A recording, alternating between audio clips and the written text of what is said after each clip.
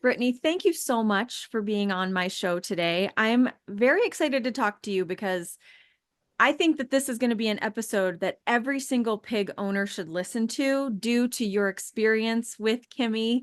And so thank you so much. Yes, of course. All right. So why don't you tell us a little bit about yourself, like your background, that kind of thing? Okay, well, I was in the military for 8 years. After that, I got out and I started working at Costco, which I love. I'm a big people person. I have 3 children of my own. I have 2 stepsons. I have 2 dogs. I have Miss Kimmy. I love her to death. She's the best pig in the whole entire world. I have fostered for a rescue for about 7 years now, going on 8.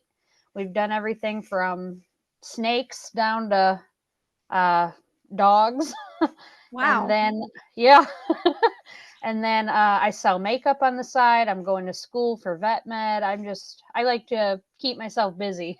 I can see that. I can see that. Well, that's really awesome. I know that when I met you, you were doing a lot of fostering and work in a rescue and things. So that's awesome.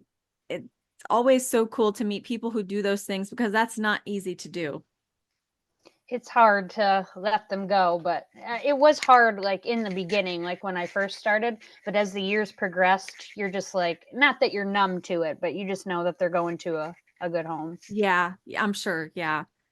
So, what was your first experience with a pig? Have you always been a pig lover, or was this something that just kind of happened? Oh, I've always loved pigs since I was a little girl. Oh my goodness, their little noses and their little trots. I just love it. But we went to a breeder and she I'm not going to name names, but she didn't how do I put this? You get what you pay for pretty much. So with your pigs, you get absolutely, the whole bit, the microchip, the training. Her pigs are kind of standoffish and scared, and I wanted someone that I could bring home immediately and be able to train and love. So we ended up not going with that breeder. But then I found pigs on Craigslist, which is even a worse idea. So they wanted $100 for a pig, and Brian, of course, was like, "I know you want your pig." But my first red flag should have been we had to run around the pen trying to catch them to even get them to come anywhere near me. And then the whole ride home, he ended up screaming like bloody murder. And the only time he would stop screaming if I was singing to him from the radio. And then eventually, he did calm down, but he just never adjusted to being an indoor pig. He didn't want to be inside, and unfortunately, where we live, we have no option for him to live outside in our backyard. So we really just wanted a pet pig that could be inside with us, and that wasn't feasible for him. So we did end up finding him a really good home, and I still keep in touch with her to this day. His name was Snorton, and she renamed him Sheldon. Those are both cute. Yeah. So from there, then you were you disappointed because you couldn't keep him in the house? I was very disappointed. I was so sad. He was a really good pig. He just didn't want to be in the house. He didn't like going in the litter box. He didn't want to bond with any of us. He was just always kind of scared unless you had food. Yeah. And that is so hard, especially when a pig's not handled when they're young. Some people have great success bringing a pig in that was raised outside, but so many times it's so hard because that early experience with people really makes such a huge difference. I agree. Yeah. And that's what So, sets your pigs aside from everybody else's. yeah, it does make such a huge difference, especially when they're raised in the house. It really does. So, from there, then what happened from there? Did you decide to get another one? So I did some research and I found Autumn. We went there and we met a few piglets, and it was the full house litter. Oh, And I no. fell, yeah, I fell in love with Kimmy, but we didn't take her home that day. We wanted to think about it a little bit, and then I don't even think it was a week later I was back with you saying, "I want my pig." Yeah, Kimmy was a special piglet. I remember she had so much energy, and I remember thinking, what a perfect name for her, Kimmy Gibbler, because she's just she was very like vocal, not in a bad way, but it's like she was always talking, she was always moving, she was always like wrestling. She was the first curious one to climb in my lap, and I have a video where I'm scratching her and she's laying next to me, and that is one of my all-time favorite videos. I love that. She was always like a special little pig. And I think, was she the only one left? Yes. Okay, Yep. I thought so. Yep, she was the last one to be chosen in that litter. So what was your experience then like bringing her home? So she slept in my arms the whole entire time. I just held her and she fell asleep, and we had the music on, and I think the rocking of the car helped. She was very comfortable. We didn't have her in a crate or anything. I sat in Wow. the back seat with her. So then bringing her into your home and your life and your family, was that a little better this time? Definitely. Yeah. So we had Brian actually made a pen out of like wood for her to stay in, and she just eventually grew out of it, and there's not enough space in the living room, so now she's in a dog crate, and she feels very secure and safe in there, and she knows that's her home and Mhm. where she gets to eat. And Yeah, so that's amazing. I mean, you send me updates all the time. hmm And I love to see those updates. I mean, I can just tell how loved she is and how happy she is and how comfortable she is, and she looks great. And so I love those updates. Um, tell us a little bit about her and her personality. oh, she's so fun, and she's so smart. She can spin, she can dance, she can go back if I tell her to back up. She can play piano, she can go through my legs. I feel like there's one more that I'm not thinking. Oh, she can give me kisses. If I tell her to give mommy a kiss, she'll hop in my lap and give me a kiss. So she's a very social pig. She is. She loves the kids, loves the dogs. She gets the zoomies with the dogs sometimes. Mhm. She's a lot of fun. And she's also cuddly because I get that question a lot too. Like, are pigs cuddly? Do they like to cuddle? Is Kimmy cuddly? She's very cuddly. We redid our living room, so we got rid of her special chair, but we had a chair that it was just for her and I that we would cuddle on, and it kind of did smell. But we would, wash the cushions every now and then, and it was just her. She knew that when I got in that chair, it was her time to come up and snuggle with me. Oh, that's so sweet. Yep. So you mentioned dogs. So what kind of dogs do you have and how does Kimmy do with them? We have one German Shepherd and one Blue Heeler, and she does great with them. She loves them to death. She plays, ball with them if I would throw the ball or an apple. That's so She cute. has a lot of fun with them. Oh, that's awesome. Has she always done well with them? Because I know at least the German Shepherd you've had for a long time. Yes, he'll be 6 in February. Okay. And the blue healer, did you have him before her or you got him after? We got her after. Okay. So you brought a new, was she a puppy? Yes. Okay. How did Kimmy do Yes. bringing a puppy home? She didn't care. Okay. Yeah. She didn't have a care in the world. She's just like, okay, you're here. Okay. There's nothing I can do about it. You're staying.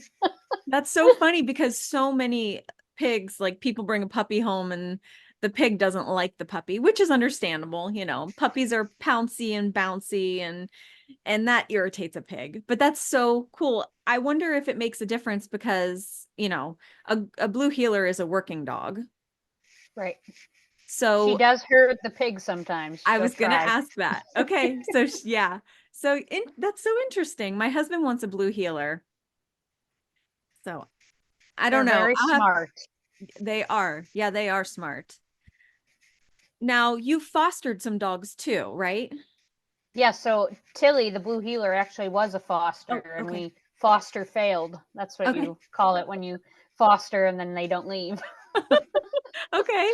So how many dogs, like on average, do you foster maybe in a year? Oh, oh gosh, maybe 20, 30. Wow, that's a lot. Yeah, Do you do you feel comfortable bringing dogs into the house when you have a pig? I do, but we are taking proper precautions because we did have an incident a couple years ago where we had a foster dog. They were both, Kimmy and the dog were both in separate rooms.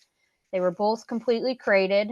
Um, we knew from the beginning that the foster dog didn't like Kimmy, so we limited their interactions anyways. Mhm. But when we weren't home, the dog did end up getting out of her crate, breaking herself out of her own crate, and then breaking Kimmy out of her crate. And our personal dog that we had at the time also joined in. So I don't know if it was because, pack mentality set in because they lived together, their whole lives, and we never had a problem. They loved each other. So Brian had called me from work and he said, I need you to come home because, something happened with the pig. And, of course I panicked. And he's like, she's still alive. But when I came up to the door to get the mail, I heard the pig like screaming, like bloody murder. So I went through the front door. Usually he goes through the garage to get in the house. But since the pig was screaming, he went through the front door. And it was like a murder scene. It was terrible. So the pig, Kimmy, literally jumped in his arms to get away from the dogs. I've never seen a pig jump before. Like, but she really clung to him. There was blood all over the walls. They got her ear really, really good. So, um, one of the dogs actually lost a canine tooth. So I don't know how that happened. I don't know if Kimmy maybe kicked it out of their mouth trying to defend herself. Yeah, it was a pretty terrible experience. So that definitely changes the way that we set up our foster area now. Wow. Oh my gosh. I can't even imagine. Oh, my heart is pounding. I can't Yeah. even imagine, first of all, hearing her scream like that, because I Mm-hmm. can imagine how loud and how petrified she was.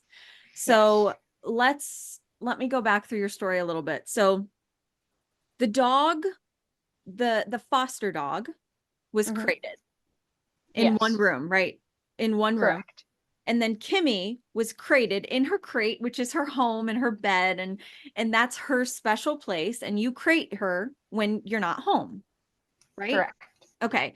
So she's in her crate. The dog somehow got herself or himself, Herself. herself out of the crate and then knew where Kimmy was, went into that room and started trying to get her crate door open. Yes. So the screw, you know how there's like screws that hold the top and the bottom together on the kennel? Oh, She yeah. actually was, yeah, she was actually able to pop one of those plastic screws out, and that's how the door was able to get open. Wow. Oh my word. So this was a hard crate. This wasn't like a wire crate.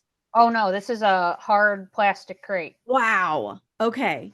So the door comes open and somehow your dog joins this rescue dog and they just kind of started attacking Kimmy and trying to kill her. Yes.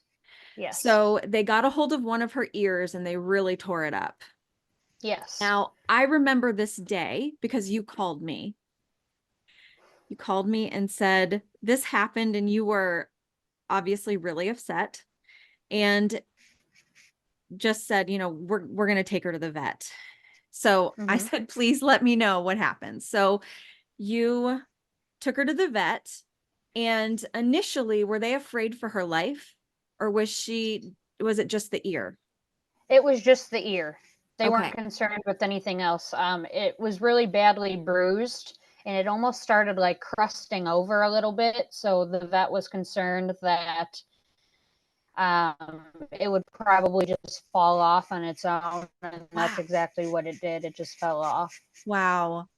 So she didn't have like, did they bite her anywhere else or anything? She did have a few lacerations on like her hind end, but I feel like pigs' skins are just so tough that that's probably honestly how the canine tooth came out, because they're, yeah, Yeah, they have their a thick skin is hide. just, yes. Yeah. All right. So, wow, I'm just trying to like take in the scene. So, all right, so let's talk about the ear first. So, the ear, were they like, could they have done surgery or anything to fix it?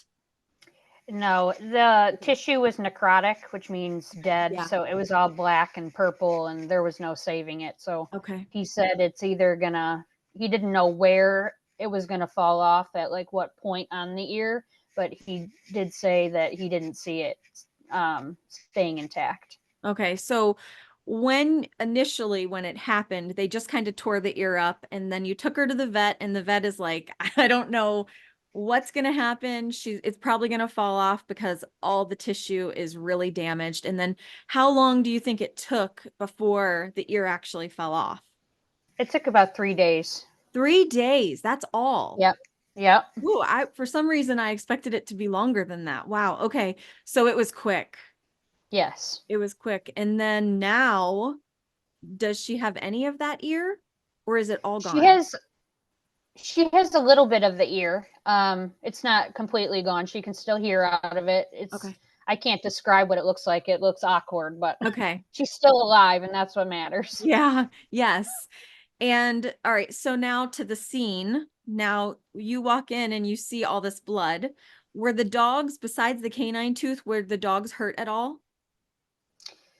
So I don't think that they were hurt aside from the canine tooth, but the foster dog, she was pure white. She was bright red. Her whole body bright red, Wow. covered in Very- Kimmy's blood. Wow. And just mostly from her ear. Yeah, yeah, That's it's incredible. bled a lot. Wow. Yeah, So, we had my sister come over, and she was helping us clean everything up because it was all over the walls, it was on the floor. We had a cockatiel at the time, and um, with all the commotion, it actually knocked the cage over and knocked the food over, and Kimmy had pooped everywhere, out of fear. It was yeah. just, it was a scene that I don't want to relive. Yes. Oh my gosh. So then what happened with the dog? So she actually went to a new foster. We had requested from the rescue that she be put with another foster at the time, because there was no way we could keep them separated, and there's no way we could trust that it wouldn't happen again. Right. Yes. That would be my first concern. Like this dog has to go now. Yep. Yeah. And what about your dog? She actually, we rehomed her, and I still get updates to this day on her. She was a very, very good dog, and I'm very upset that it happened the way it did, because they Yeah. were very close. So I don't know what had overcame her. I don't know what was going through her head, but I couldn't risk, Right. Kimmy's safety. That's totally understandable. And I mean, both sides, like, oh my gosh, this is my dog, and then this happened, and I do think that dogs do have a very strong pack mentality. We have two dogs, and when one of them is out, they stick close to home, but when they're out together, they run off. You know, neither of them are that way. They both are like kind of homebodies. They love us. They want to be here, but when they get together, boy, it's like they can't help themselves. They just have to go explore together. So I understand like how strong that is, and I also know that like when dogs taste blood, that can be dangerous because it's like you can never take that away, and they like it. Right. So I do think that what you did was, I mean, for the safety of Kimmy and for their own safety too, right? I mean, a lot of people would have put him down for that, but they're dogs. We can't penalize them for being dogs. So just being put in another environment, I think that that was a very reasonable thing to do. Yeah. It took me about 2.5 months after the incident to finally break down and say, okay, Joyce, we can't keep rotating and, crating and I just don't trust you around her anymore. And it was a very heartbreaking decision for me, but yeah, I didn't take it lightly, and it did take me a few months to finally find her someone that I trusted enough to take her. Yeah, that's so good. Has this changed the way that you do foster dogs now? So now we cannot foster any white dogs at all. We figured that out when we brought home another white dog. She did not forget. She will freak out. She will yeah, she'll go straight for full on attack mode, trying to Really? defend. Yes. Wow. But other color dogs are okay? Yeah, black, brown, pink, you name it. The white dog, she can't get she can't get past it. Oh, wow. Which I can understand. So now, yeah, so now when we foster, we have a gate, first of all, that because we keep our fosters in the kitchen. And at this point, we're trying not to foster any dogs that are over a certain like weight or a certain age, mostly sticking to puppies because I know if a puppy gets out, it's not going to break her out of her crate and it's not going to hurt her. So at this point, we've just been sticking to the little ones Yeah, that's smart. for a little while now, actually. Hmm. Yeah, that's good. That's good. And now back to Kimmy, has her personality changed at all? Not a bit. No, I mean, like for a week after it happened, she was kind of jumpy, and I was worried that she was going to be scarred for life. I was really scared, but no, she bounced back really quick. She loves the kids, animals, us, strangers. She loves everyone. Wow. That really is, it's shocking, but in a good way. I'm so glad because she Hmm. always had such a good, happy personality. And so you don't want to mess that up. I can No, see how that kind of trauma would damage. I mean, I'm sure it affected you. oh yeah, yeah. We Yeah. took her to the vet and got her all fixed up. They gave her an anti-inflammatory shot, and then they gave her a pain med, and she was all good to go. And Wow. it was really funny because we went into the vet's office and I was holding her and there was a dog that was trying to sniff her. And I was like, oh my goodness, nope, we're not going through this again. Yes.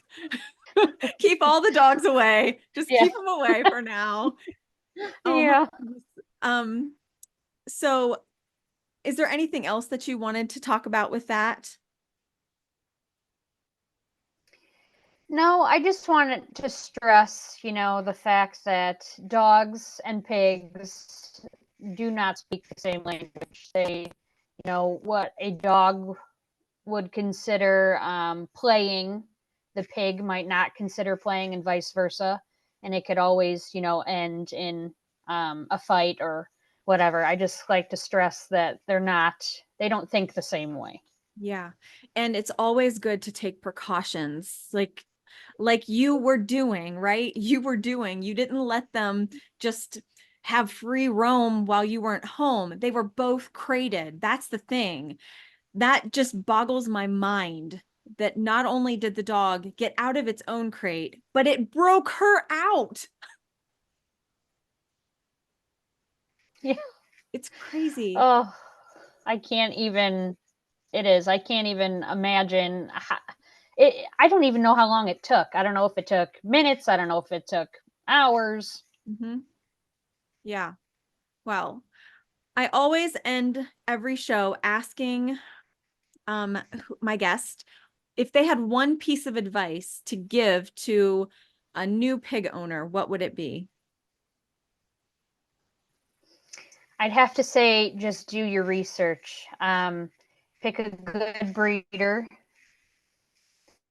Um, it definitely helps when you are prepared.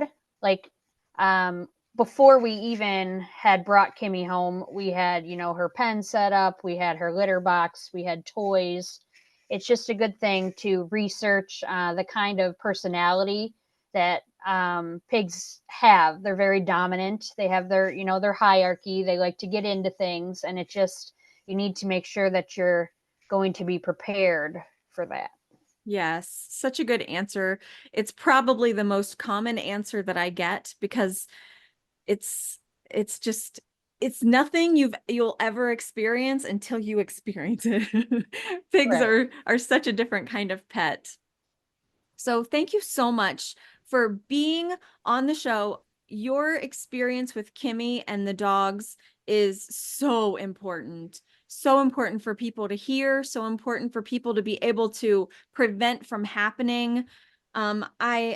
I thank you so much for being on the show because I know it took quite a while for you to be ready to talk about this. Yes. Yeah, This happened in 2021. Yeah. yeah. It took me So a little bit to get past the trauma. exactly, exactly. And so hopefully we can take this experience, this horrible experience, and turn it into something good by helping others to be able to prevent it and not just feeling confident or kind of cocky, like, oh, it'll never happen to me. Um, did you ever think this would happen to you?